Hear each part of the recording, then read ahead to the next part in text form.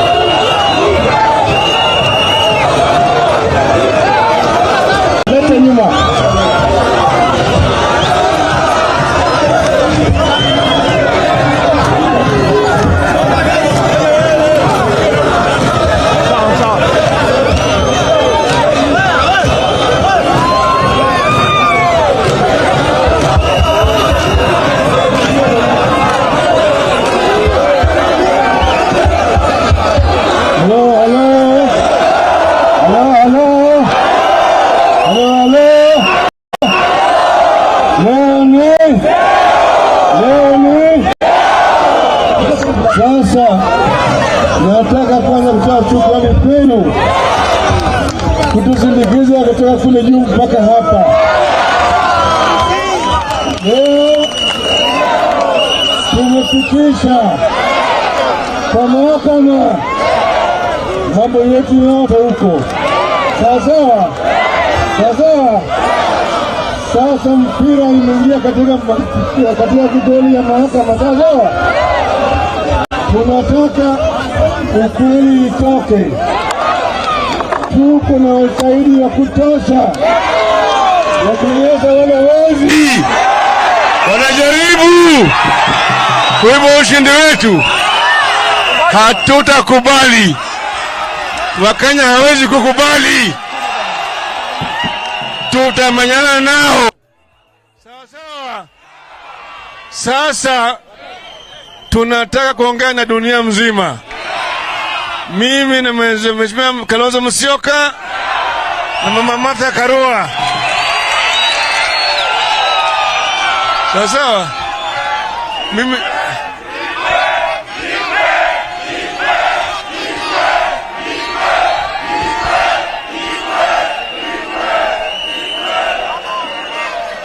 walikuwa wanafikiri ni mchezo, lakini sio mchezo.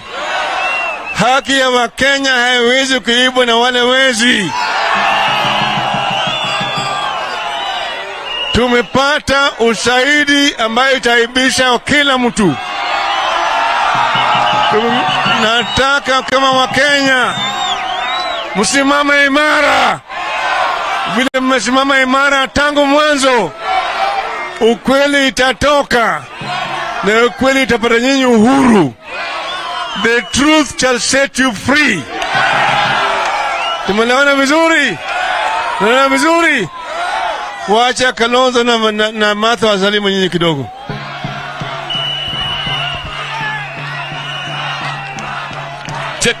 Check one.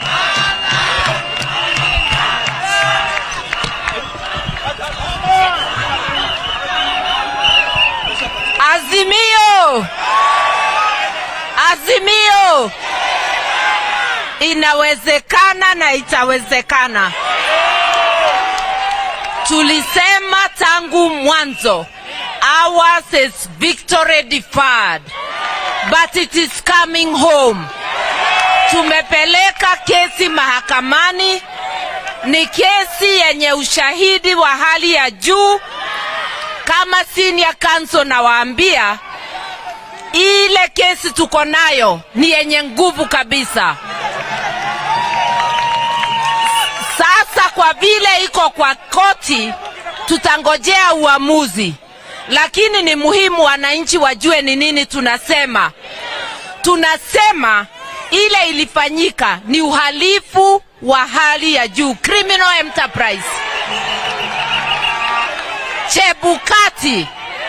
Chebukati willfully akafungua servers, akapatia watu wa deputy president of an outgoing regime. Wakaingia huko, wakafanya zile numbers wanataka, wakaharibu ushindi wetu, wakaweka namba za badia. Kwanza tuseme kwa wananchi, asanti kwa kutuchagua kifujo.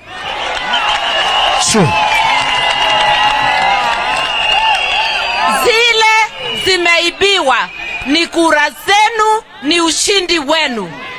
Na sisi lazima tuende mbele kutafuta ushindi wenu, sababu sisi ndio tunamwakilisha. Tuko na imani tutafaulu, na yale uamuzi wa koti, hiyo ndio itakuwa ni ya mwisho.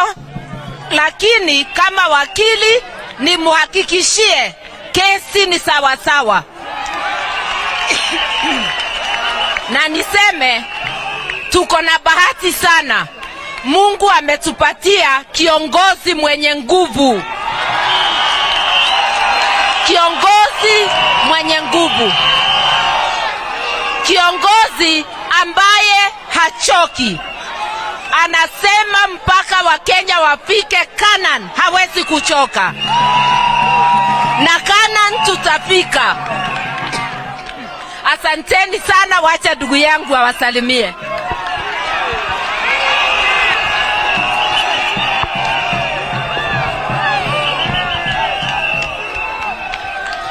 Wakenya wenzangu, Azimio inawezekana. Azimio na iliwezekana na Chebukati akaiba.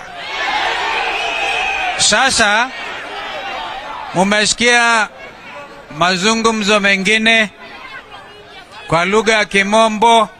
Mtaniwia radhi, leo nilikuwa nimevalia kama wakili senior counsel. Mimi sitaki baba aibiwe nikiona. Sitaki baba na mother waibiwe nikiona na nikiwa hai. Sitaki kuona nchi yetu ikinyakuliwa na majabali nikiwa hai.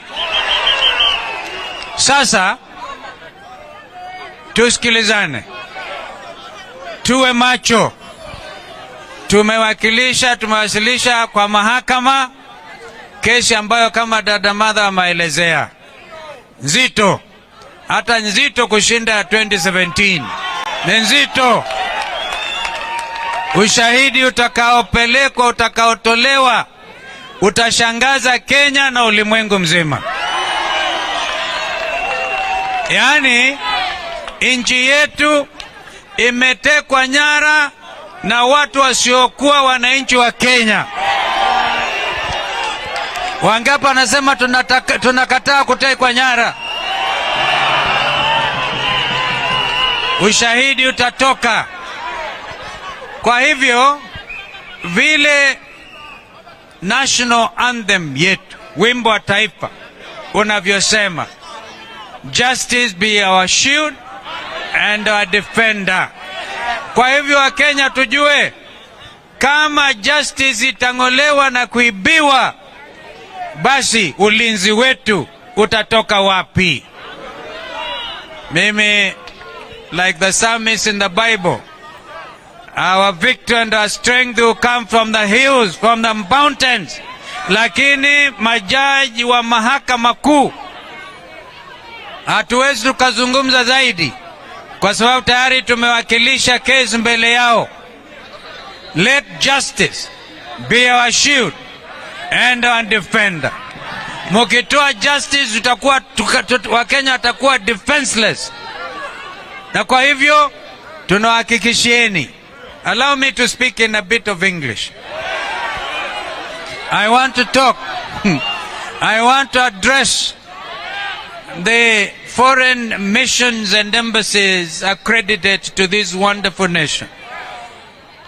We see that most of you were observers, but some of you were weak to tweet even before the results were known. Some of you took sides. One of them told me watu wako wametupa viti juu ya kichwa changu. We want them to remain neutral. Kenya is for Kenyans. Kenya is for Kenyans. We shall never compromise our national sovereignty for a song or whatever. So let them wait now.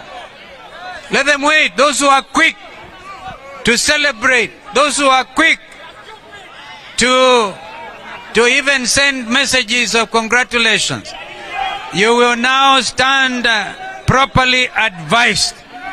Let the legal process take shape. In the meantime, tunauliza watu wetu to remain calm but vigilant. Calm but vigilance. Calm but vigilant.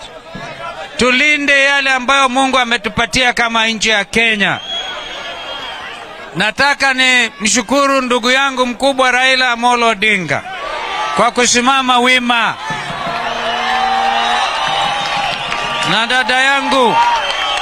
na dada yangu Martha Karua ambaye ni senior counsel ameangalia hiyo kesi mpaka akaweka sahihi. Basi msiwe na wasiwasi, mwishowe tuwe tayari kabisa, na tusiogope yeyote ila tu Mwenyezi Mungu. Mimi Buffalo Soldier niko tayari. Wangapi wako tayari? Asanteni, Mungu abariki. Haya. Sasa mimi Kalonzo na Martha tunataka kuongea na ulimwengu mzima. Kuna waandishi wa habari tayari wako hapa ndani, wanataka tuongee na wao. Mtaturuhusu tuende tuongee na wao, sawa? Lakini tunasema vile Kalonzo na Martha wamesema, tumesema ya kwamba kuna ushahidi ya kutosha kuonyesha ya kwamba wageni walitolewa nje. Wale watu kutoka Venezuela ndio waliletwa hapa ni kujaribu kuiba ushindi wetu, lakini haitawezekana. Nataka wananchi wasimame, wakae macho na msimame baki imara, sawa? Tuna hakika haki na ukweli itatendeka mahakamani, sawa? Nataka muwe na subira, lakini mtasikia wakianza kuongea kule ndani ya mahakama, na nyinyi vile vile mbaki hapa chonjo, sawa? Asanteni. Azimio.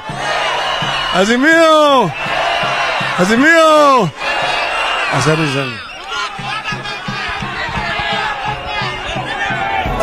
Inawezekana. Wananchi wote tusalie hapa, tupatie viongozi nafasi.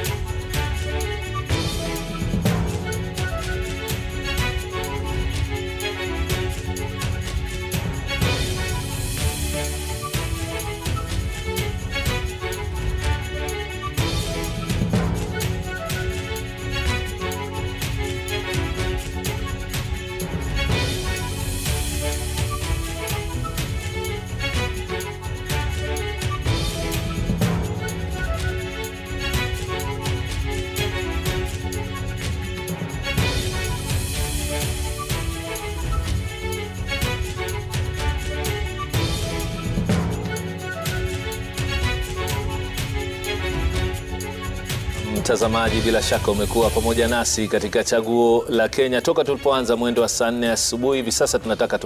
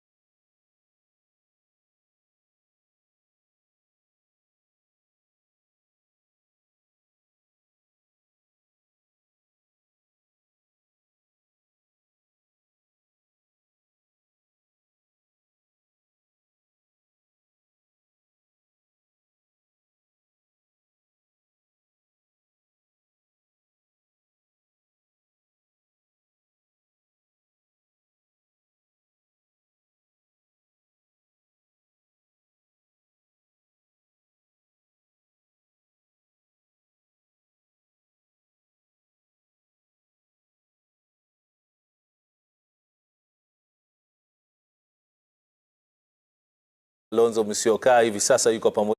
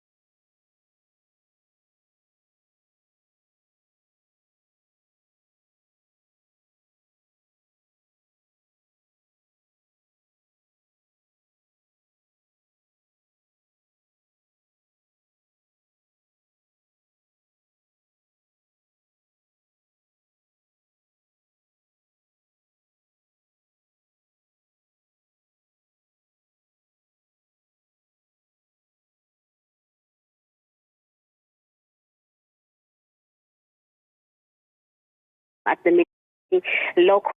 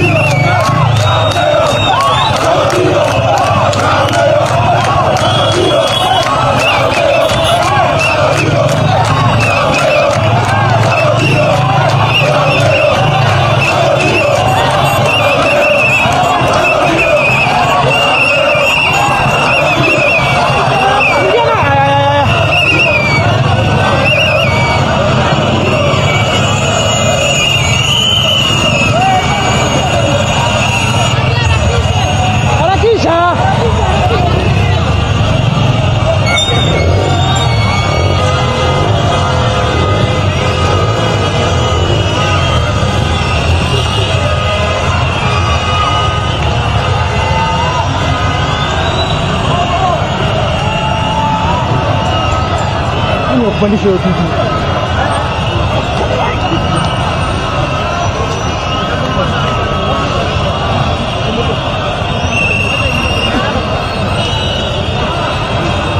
Wewe mpaka huko mbele.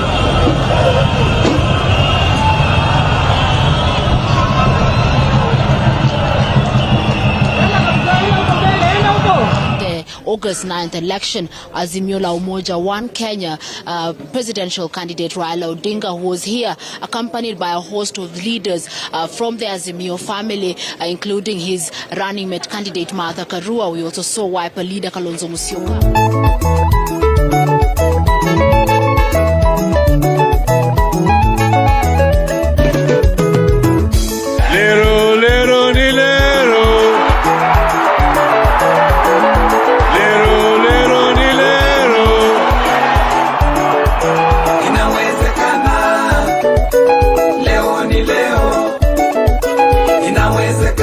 Ndoto yao ambayo walisema Mungu bariki nchi hii yetu ya Kenya, haki iwe ngao na mlinzi, tukae na ndugu.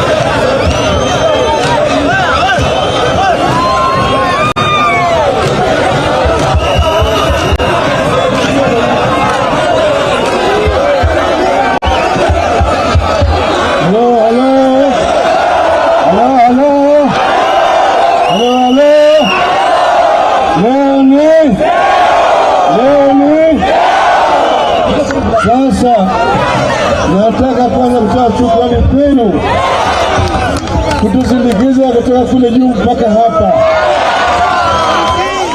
Leo tumefikisha kwa mahakama mambo yetu yote huko. Sawa. Sasa mpira imeingia katika kidoli ya mahakama. Sawa.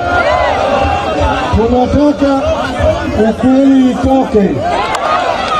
Tuko na ushahidi wa kutosha ya kueleza wale wezi wanajaribu kuiba ushindi wetu. Hatutakubali. Wakenya hawezi kukubali. Tutamenyana nao. Sawa. Sasa tunataka kuongea na dunia mzima. Mimi na Mheshimiwa Kalonzo Musyoka na Mama Martha Karua. Sawa. Mimi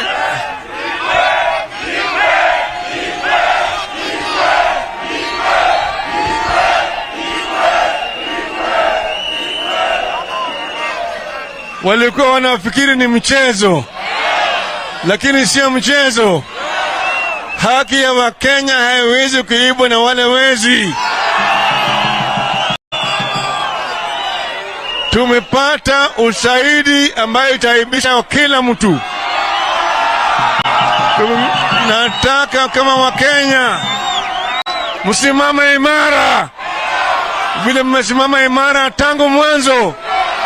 Ukweli itatoka na ukweli itapata nyinyi uhuru. The truth shall set you free. Tumeelewana vizuri? Tumeelewana vizuri? Wacha Kalonzo na Martha wasalimu nyinyi kidogo.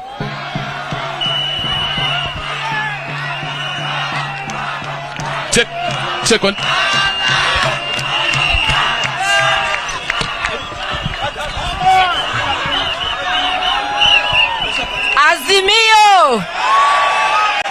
Azimio inawezekana. August 22nd, 2022. A short while ago, we successfully filed our presidential election petition at the Supreme Court of Kenya. The action we have taken is perfectly in line with the stipulations of our Constitution on resolving electoral disputes. It affirms our deep belief in constitutionalism, the rule of law, and a peaceful resolution of disputes, including high-stakes ones like the presidential election. We have been shocked that as we prepare to go to court, others tried to stop us. Kenyans and all those who followed our campaign will recall that fighting and ending corruption in Kenya was a core agenda throughout our campaign as Azimio la Umoja One Kenya coalition party. The presidential election results announced last week represent that continuing struggle, pitting the forces for democracy and good governance against the corruption cartels that are so determined that they will stop at nothing to take control of the government in this country.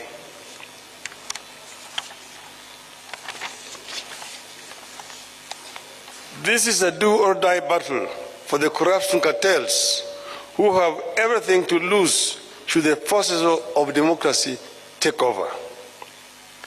The corruption cartels are prepared to compromise electoral systems, bribe electoral officials, make security systems look other way, or even kill in order to find their way to power and their ill-gotten wealth and continue stealing from the public. We believe this is what happened in this election. For the sake of Kenya's future, the corruption network must not only be stopped, it must also be crushed.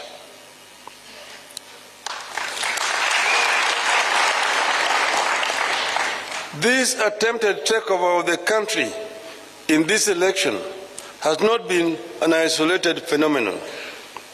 It has been in the works every electoral cycle. The corruption cartel has been intruding into our elections by not only financing specific candidates, but also by threatening or assassinating candidates and election officials. The corruption cartels have steadily been moving into manipulating electoral demands and suppressing the participation of voters who support rival political formations. Their activities that make it clear voters and votes do not matter have progressively reduced voter turnout in Kenya. At times, the cartels have triggered intense conflict between security forces and themselves as they strive to compromise elections. Slowly but steadily, these forces are killing our hard-won democracy and are trying to return Kenya into a one-party state in their own interests. We have seen the speed with which they have moved to buy elected leaders just within 1 week. After being denied the numbers at lower levels in elections, like members of the National Assembly, members of the county assemblies and governors, these corruption cartels are working and buying leaders who have been elected on other parties' tickets to kill our democracy and also make the work of containing corruption at lower levels equally less effective.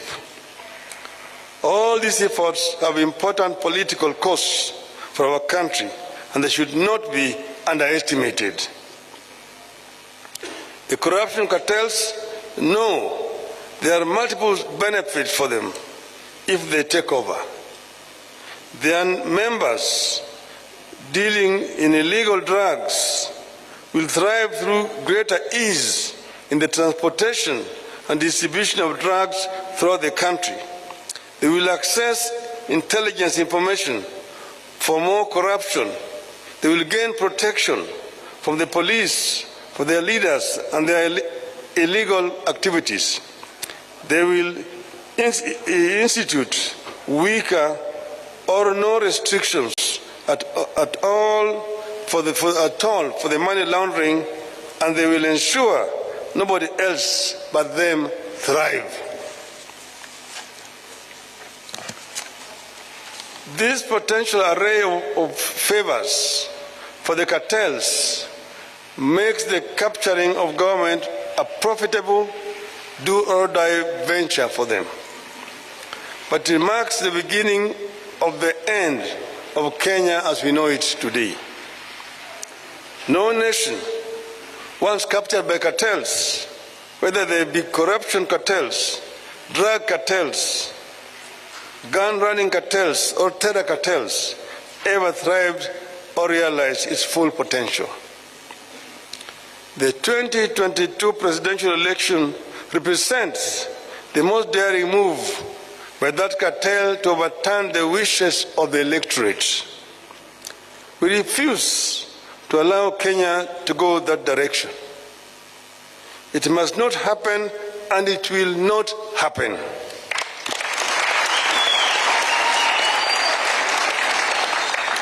This is what the steps we have taken today and the ones we will take going forward are all about. To stop the corruption cartels from getting to the heart of our nation and government, the presidency, and to stop the corruption cartels from jeopardizing electoral health and democracy in our country. Otherwise, we'll have no country. Our supporters deserve the support of all our citizens and all the citizens and leaders of the world who believe in democracy, constitutionalism, and the rule of law. This is the time to walk the talk.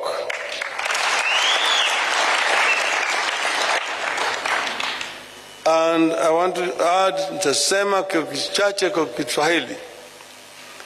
Leo tumefikisha kesi yetu mbele ya mahakama kuu ya taifa letu juu ya yale janga ambayo imefanyika katika uchaguzi ambayo tumefanya wiki mbili iliyopita. Tuna hakika ya kwamba tuko na ushahidi wa kutosha ya kuonyesha kwamba sisi ndio tulishinda uchaguzi huu. Imedhihirika wazi baada ya sisi kufanya uchunguzi na wale wengine ambaye walishiriki katika hiyo ulaghai kujitokeza kama Wakenya kusema maovu imefanyika hapa. Sisi wenyewe tuliitwa, tulipwa pesa, lakini tuko tayari kutoa ushahidi, na shahidi yuko hapa. Yale ambayo imedhihirika siku hizi chache ambayo imepita ni kitu ambaye inaweza kuandikwa katika historia ya siku zijazo. Hatukukuwa hata na uchaguzi ambayo mtu anaweza kufurahia. Wale walanguzi, wawezi walikuwa wamo ndani ya kule ukumbi kule Bomas of Kenya. Hapo walikuwa wanabadilisha matokeo kutoka eneo moja na eneo lingine hapo na wanaingiza huko. Ukiona yale maovu walifanya siku hizo unaweza kushangaa. Na vile vile wakuu wa tume ya uchaguzi ukaongoza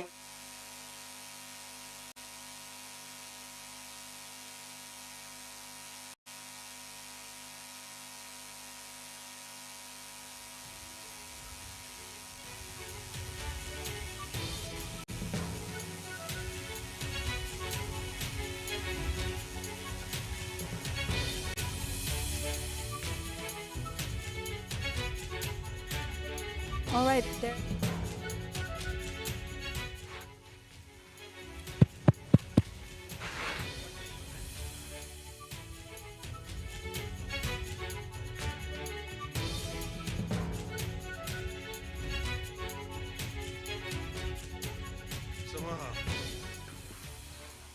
Tumesema ushahidi tuko nazo ya kutosha kuonyesha yale maovu yalifanyika. Na tumesema vile vile hata wakuu wafanyikazi wa tume ya uchaguzi wakaongozwa na yule mwenyekiti wao walifanya maovu mengi zaidi. Ukiona mwenyekiti mwenyewe akitofautiana na wanachama wake na kutangaza hata kama ma constituencies 31 kutoka yao yalikuwa hajawekwa pale, ni aibu kubwa kwa demokrasia ya Kenya. Lakini tunatoa shukrani kwa Wakenya kwa kusimama imara na vile vile kuonyesha utulivu wakati huu. Tunasema Wakenya wangoje wawe na subira. Maana yake tunasema subira huvuta heri. Tuna hakika ya kwamba mwishowe ukweli itajulikana. Na hiyo ukweli itapata sisi huru. Kwa hivyo sisi tunasema asanteni sana Wakenya wote pale kila mahali mko. Hata marafiki wetu kutoka ng'ambo ambayo wako hapa, tungependa kuwasihi wawe na subira, wasijiingize katika mambo ya siasa ya kindani ya Kenya. Wache Wakenya wasuluhishe mambo yao kama Wakenya, na sisi tunaweza kusuluhisha mambo yetu. Asanteni sana, Mungu awabariki, Mungu ibariki Kenya.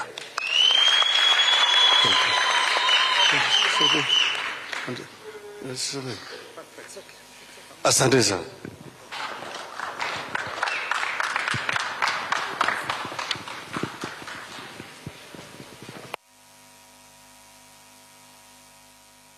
Azimio la Umoja One Kenya Coalition presidential candidate there giving a speech at the KICC. This is right after the filing of their petition.